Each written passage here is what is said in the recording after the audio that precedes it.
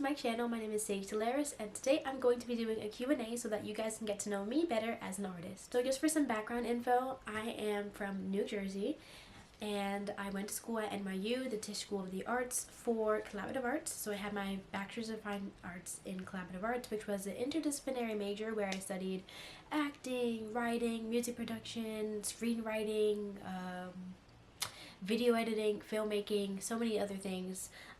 It's basically the intersection between performance and media and art making and collaboration. So it was a really fun major, and I really enjoyed my time in this program. And I honestly recommend it for people who are multi-passionate, who are multi-hyphenates, and have multiple, disciplines that they like to that they would want to increase or better their skills in. So the genre of music that I generally make is R&B. I really created this album that's upcoming, that's going to be coming out within the next few weeks or months or so. I really wanted to create a world that is very Afrofuturist, so very intuitive in nature, very sensual, very intimate, very raw and honest.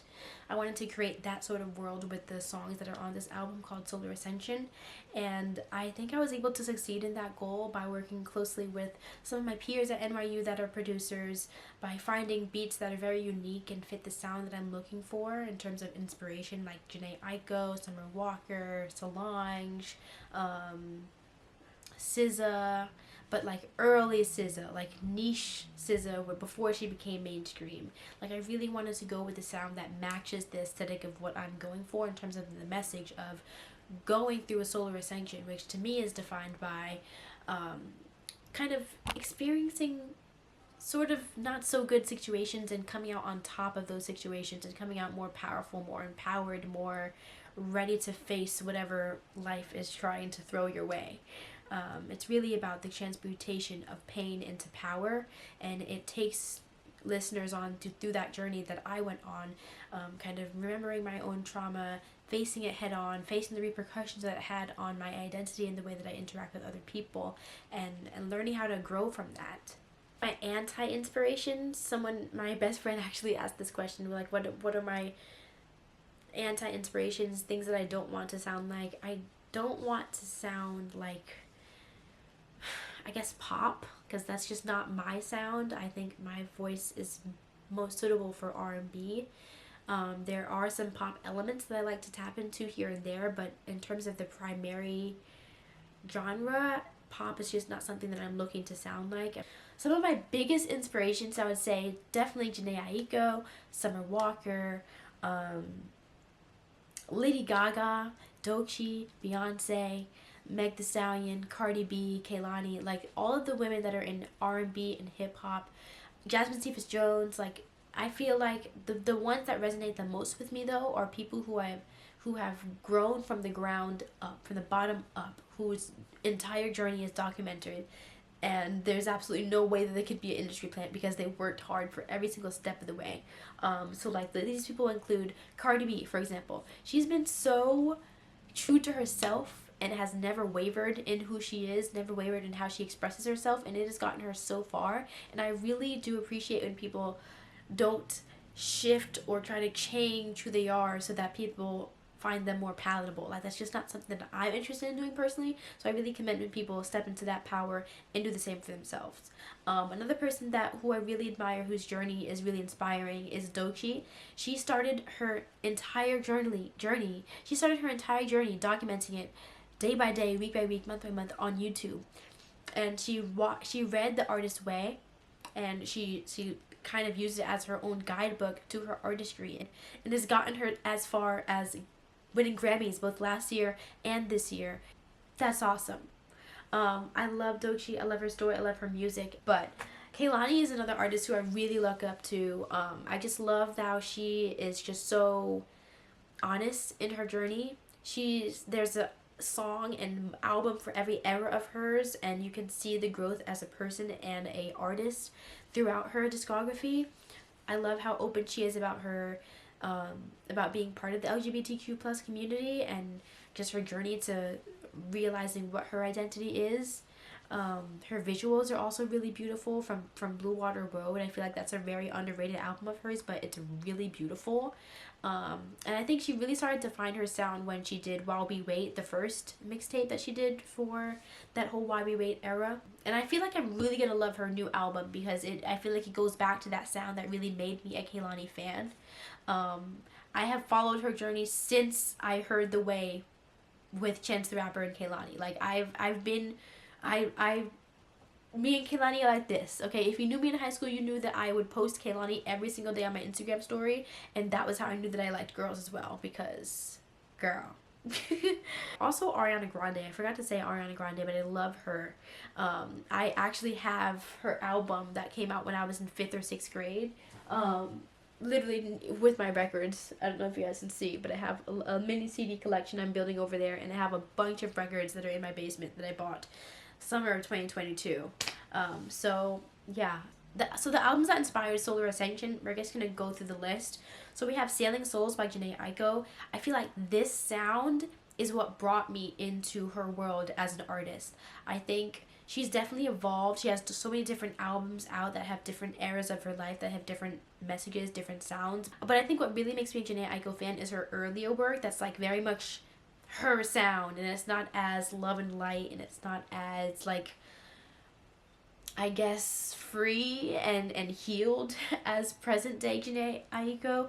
I think it's interesting how some of the worst years of artists' lives can make the like most enjoyable music. I think because as humans we're naturally drawn toward those guttural, like emotionally resonant feelings that music can bring out, and I think sometimes when people are healed we don't usually get that raw emotion as strongly as when people are hurting. Which sucks as an artist, but like as an audience member it's like we got some good music out of that. But I hope she's well now. And yeah, honestly, I have songs from every single Summer Walker album that are on this inspiration playlist that I have on Spotify. So, and also I love Chloe Bailey. People like to hate on Chloe Bailey because she's very confident in herself, and she knows where she's headed, and she got the Beyonce co-sign at like 14 years old. Like, obviously people are gonna hate on that, but like I just don't think it's right that they hate on her, because she's talented, she can dance, she can sing, she can act. She is the definition of a multi-hyphenate, but people just don't like confident black women, and that's all that. So any project that has Chloe Bailey on it it's on my inspiration playlist, because I think she's a producer as well. I mean, she's honestly exceptional, and I love her, and I don't care what anybody says. Another album would definitely be Tiana Taylor, the one that came out, her album that came out in 2020. So many bangers on that album. Also her album that has oh, you're gonna love me, you're gonna hold me, that song. Love that song. And then we also have Beyonce. I'm gonna go through all the Beyonce songs that are on here. So we have No Angel, Jealous, Black Parade, Kiana Lede as well. Oh my god. I've had so many interactions with Kiana Lede on TikTok. She has liked my TikTok. She has retweeted my TikTok. She has commented on my TikTok. She has reposted my TikToks. Like, me and her are just like this, okay? We are besties now. So I love Kiana Lede. I think she's severely underrated, honestly. Her album Cut Ties is my favorite project from hers, and I think it's just a really solid piece of work. Like, it's honestly a no-skip album for me. So one of my friends that I met on TikTok named Shay Vine, she is an R&B artist as well. She's very much in the neo-soul, Solange, Beyonce, that southern fine, okay? So she asked me, what is a song that younger Ty would enjoy from my upcoming album, Solar Ascension? I would say the ballads on there, my younger self would absolutely eat up, okay? When I was younger, I would love Adele, like Someone Like You. The music video for that is honestly probably my favorite music video, because you also asked what's my favorite music video. Gotta be Adele or Lady Gaga or Beyonce, somebody from the 2010s, because 2010s was a great era for visuals. I feel like artists, not only do they not make albums anymore, but they don't make visuals. They just want to make TikTok videos and Instagram reels and YouTube shorts, but no like actual intention behind making a real music video. I feel like that is a lost art. I'm trying to bring that back, honestly. But anything by I would say any ballad song that is on my album, like Didn't Know or Unrequited or Losing Patience, those would, my younger self would absolutely devour those songs because they're sad and they're very moody and emotional, and I loved music like that when I was growing up. So I love music like that now. So yeah, I think my favorite music video would either have to be Telephone by Beyonce and Lady Gaga, Sweet Dreams by Beyonce, Me, Myself, and I, anything from the Four or self-titled era, or honestly, top contender would be More Than a Woman by Aaliyah, or We Need a Resolution by Aaliyah. Sorry, that's how you said her name, not Aaliyah. Aaliyah. But yeah, I actually recently found Aaliyah's album that was a double album. So I had the album and then I had this DVD for like the music video. So I watched every single music video on the DVD and I was just floored because not only is she even more beautiful than I imagined, but she just had an aura about her that I feel like cannot be replicated.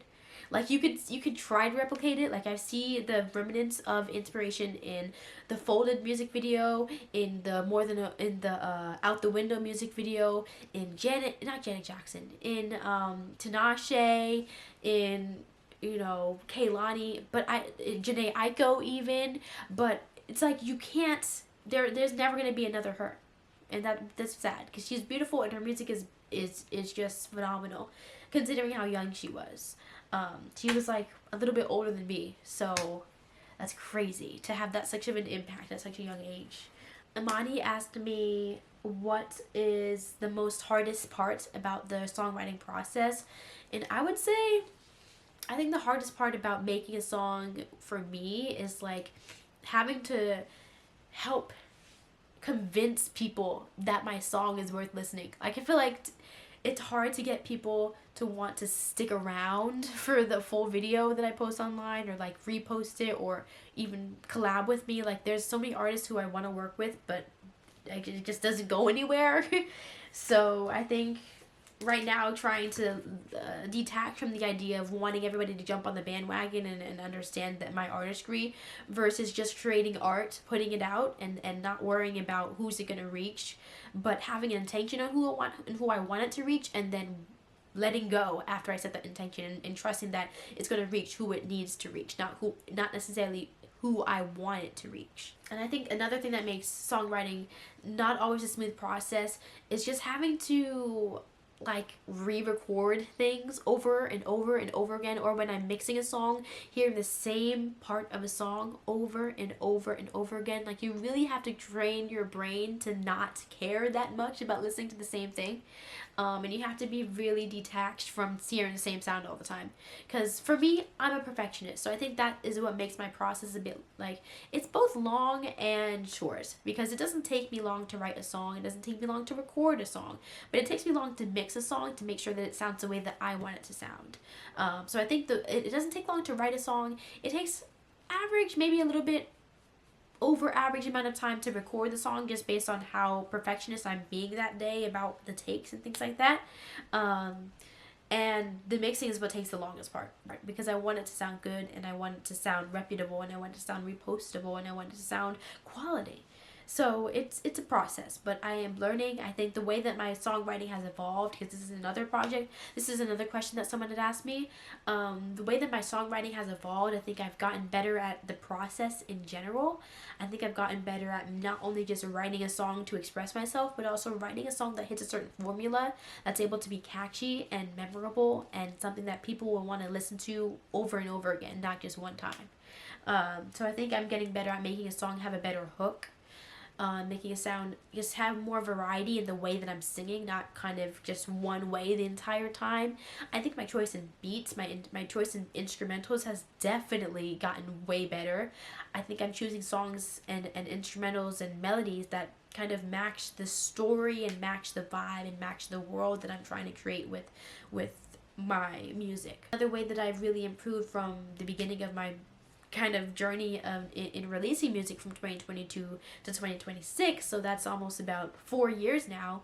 I would say I'm getting better at kind of setting myself up for success in terms of building a community, setting up the chairs for my audience to sit in, and making sure that I'm making space for people to come and stay when it comes to supporting my art and supporting my music, supporting my visuals, and creating the community by not only just putting my music in their faces online, but also telling them the story behind each song in an artful way, in an expressive way with my camera. Like, I make my own visuals, and I do a lot of TikToks talking about the process and the stories and snippets online and things like that. So it's really important for me that I build that community. So yeah, those were all the questions that I had for today. Thank you so much for watching, and stay tuned for more music coming out in March or April. I'll let you guys know. Bye!